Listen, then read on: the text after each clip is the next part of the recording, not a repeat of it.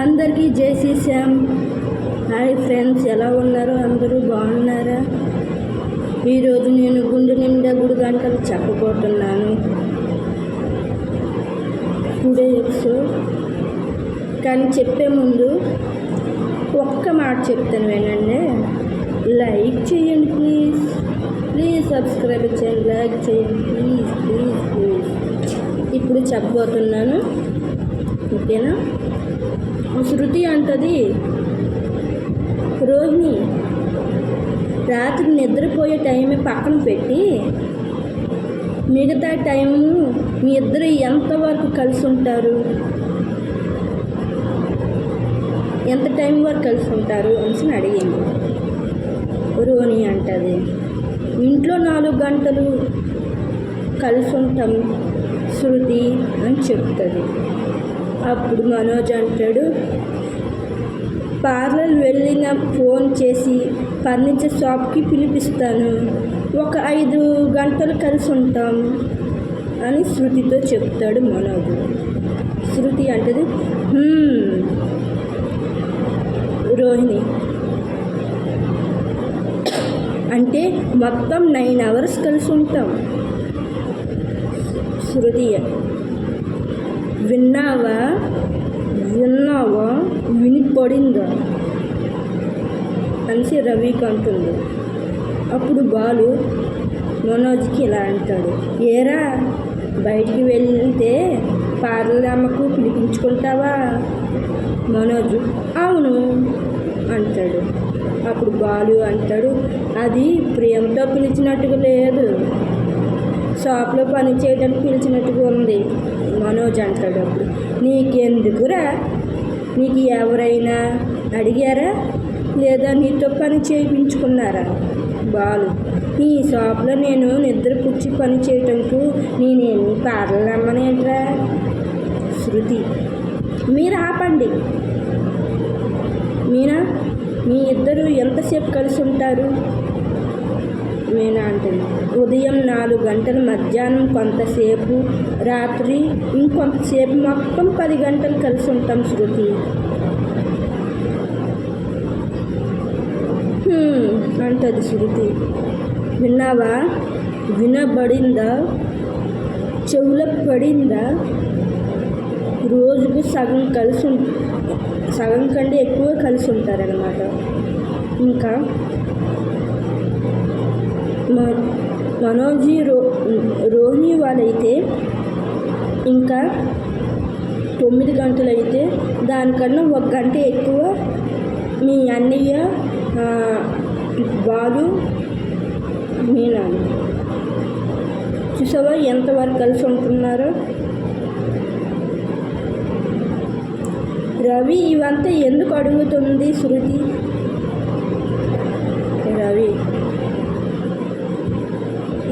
రవి అంటాడు, ఈరోజు డబ్బింగ్ చేసిన సీరియల్ ప్రభావం వదిన ఒక అమ్మాయి భర్త టైమింగ్ ఇవ్వడం లేదని విడాకులు తీసుకుంది, అందుకే ఇప్పుడు నన్ను పట్టుకుంది బ్రహ్మరాక్షసి. శృతి, రే రోజుల్లో నువ్వు నాతోని 2.5 గంటలు కలిసి ఉంటున్నావురా. బాలు, అందులో బాధపడడానికి ఏముంది శృతి? డబ్బుడమ్మా, ఇప్పుడు ఎక్కువ కలిసి ఉన్నా బోర్ కొట్టి విడిపోతున్నారు. మీనా అంటది, నిజంగా ప్రేమ ఉంటే 24 గంటలు ఉన్నా సరిపోదు. శృతి అంటది శృతి. అప్పుడు అందరికీ పని ఉన్న టైం ఉండదు, కానీ నైట్ వేసుకునేవాడు మాత్రం నీతు అంటూ తనతోనే ఎక్కువసేపు టైం స్పెండ్ చేస్తుంటాడు. నువ్వు నీతి పేరు మధ్యలోకి తీసుకొని రాకు శృతి. బాలు అంటాడు, అందుకే అందరం కలిసి హనీమూన్ ట్రిప్లో మలేషియా వెళ్దామని అన్నాను. శృతి, ఎస్ మనం కూడా వెళ్దాం. రవి, నాకు కుదరదు. ఎందుకు? అప్పుడు శృతి, ఎందుకు కుదరదు? వెళ్దాం, సెలవు తీసుకోండి. మీనా బాలు ఇలా మాట్లాడుకుంటారు. మీనా బాలు, ఏమండి శృతి రవి కూడా రెడీ అయిపోతున్నారు, మనం మలేషియా ప్లాన్ అబద్ధమని తెలిస్తే వాళ్ళు ఎలా ఫీల్ అవుతారో ఏమో అంటే, అదేం కాదులే కార్లమ్మ ఏదో ప్లాన్ చేసి ఆపటానికి, నిజంగా ఆపకపోతే ఆపుతుంది చూడు, ఏదో ప్లాన్ చేసి ఆపుతుంది, ఎలాగైనా మనం వెళ్ళకుండా ఆపుతుంది అంటే, పాపం వాళ్ళు ఇద్దరు బయలుదేరుతున్నారు కదండి, మళ్ళీ ఏమైనా అయితే బాధపడతారు కదంటే, వాళ్ళిద్దరిని ఎలాగ ఇంట్లో తక్కువ టైం స్పెండ్ చేస్తున్నారు కనుక వాళ్ళిద్దరిని పంపిద్దాం. ఒకవేళ ఆపకపోతే ఏదో ఇంకా ఎన్నో రహస్యాలు ఉన్నాయని అర్థమవుతుంది, అవన్నీ రాయడానికి పార్లమ్మ ప్రయత్నిస్తుంది. ఆ గుట్టు ఎంత లోతు పొయ్యి తీసి లాగితే అంత లోతులోన నిజం తెలుస్తుంది. నిజం బయట పెడతా, నిజం లాక్కొని తీసుకుని వస్తా, పార్లమ్మ గుట్టు బయట పెడతా. అంటే మనకి ఎందుకని ఇవన్నీ అంటేనే, మనోజ్ అమాయకుడు దద్దమ్మ అలాంటి ఆడిస్తుంటుంది రోహిణి. ఆడికి ఏడు తెలియదు, నమ్మేస్తాడు ప్రతి ఒక్కరు చెప్తే. ఆయన తర్వాత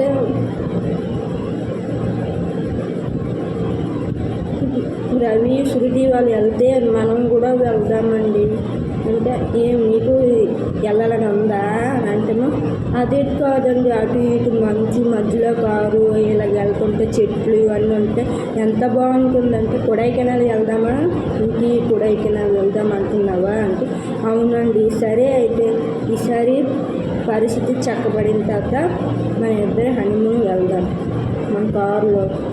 మన కారులో వెళ్ళేటట్టు వెళ్దాం. అయితే ఇంకేంటి, మలేషియా ట్రిప్ ఫ్యామిలీ ప్యాక్. అప్పుడు విద్య అంటది, రోహిణితే, అయితే ఇంకేంటి Malaysia trip family pack joke కాదా అంటే, ఇది నిజమే,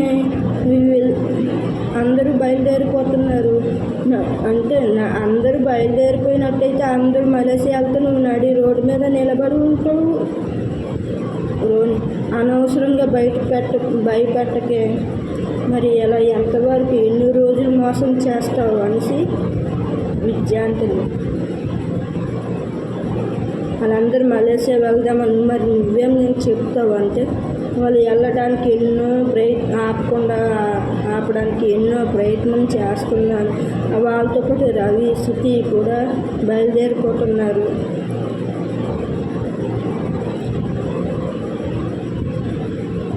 రోని ఏదో ఒకటి ఆలోచించాలి, ముందే చెప్పాను కదా మలేషియా సింగపూర్ ఇలాంటి పేర్లు చెప్పొద్దని, అవే నీకు సమస్యలు తెచ్చి పడుతుంది. రోని, మా నాన్న జైల్లో ఉన్నారంటే సమస్య నుంచి కొంతవరకు తప్పించుకోవచ్చు అనుకున్నా, అదే పెద్ద సమస్య అయిపోయింది.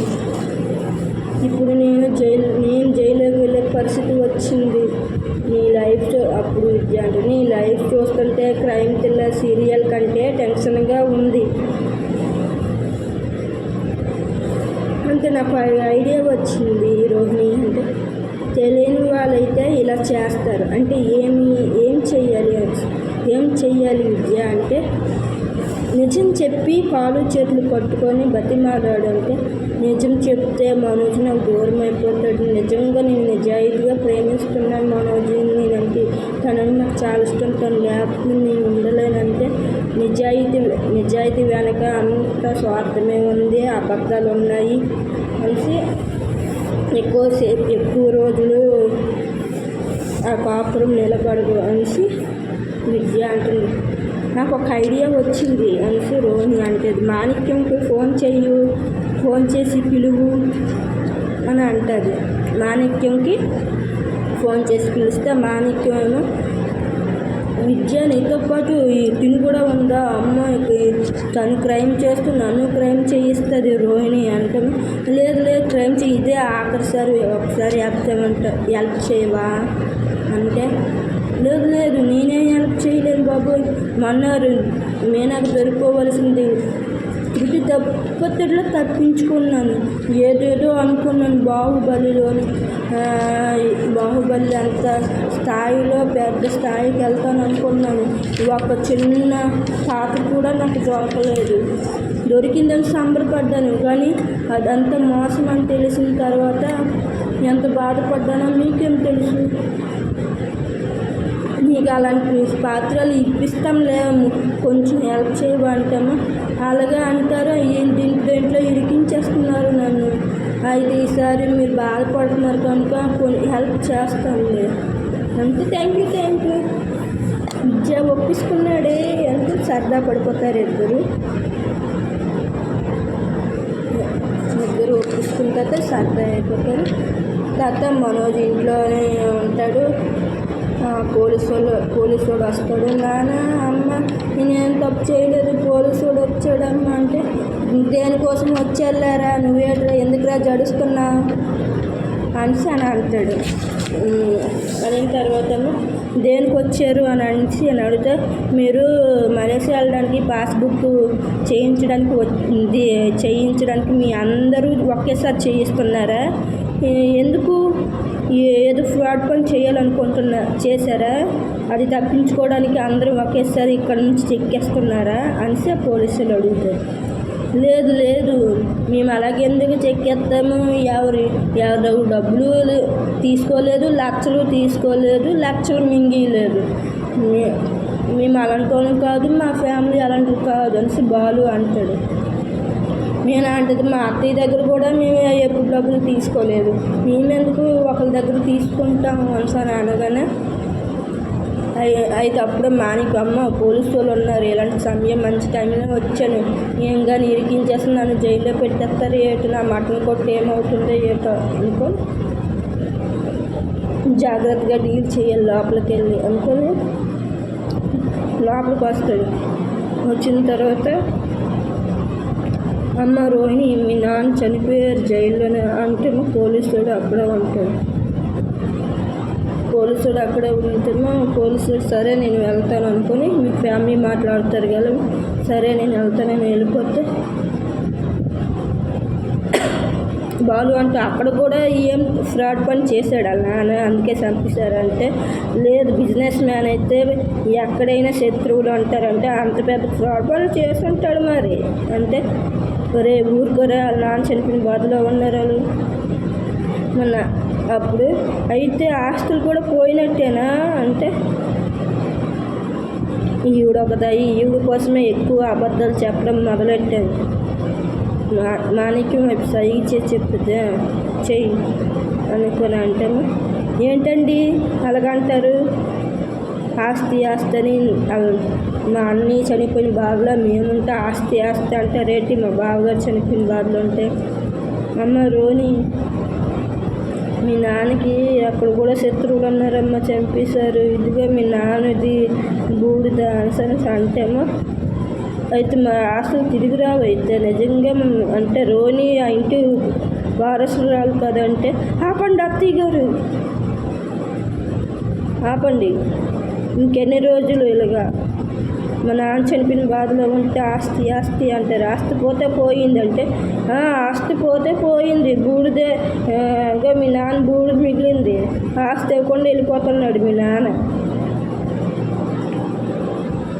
అంటే, మరి ఆ ఆస్తులు రావంటే ఆస్తులు రావు ఏటి రావు, మీరు కూడా మలేషియాలతో జైల్లో పెట్టేస్తారు, ఆస్తులు మరి మీకు రావు అది అంటే ఏంటి ఆస్తులు రావా అనుకొని మాణిక్యంకి ఫిల్ట్ పట్టుకొని అడిగితే, వస్తుంది కోర్టులో ఉన్నది, అది కానీ తీర్పు వచ్చాక మీ ఆస్తి మీకు వచ్చేస్తుంది అంటే, వస్తుందా సరే బతికిపోయా అని అంటే అక్కడి నుంచి ఆడు వెళ్ళిపోయిన తర్వాత అమ్మో బాలు అంటాడు, అయ్యో ఏం చక్కగా తప్పించుకున్నావు పార్లమ్మో, ఎంత మంచి ప్లాన్ వేసావు పార్లమ్మో అని అంటాడు. అన్నట్టుగా చూస్తాడు అందరూ. అయిన తర్వాత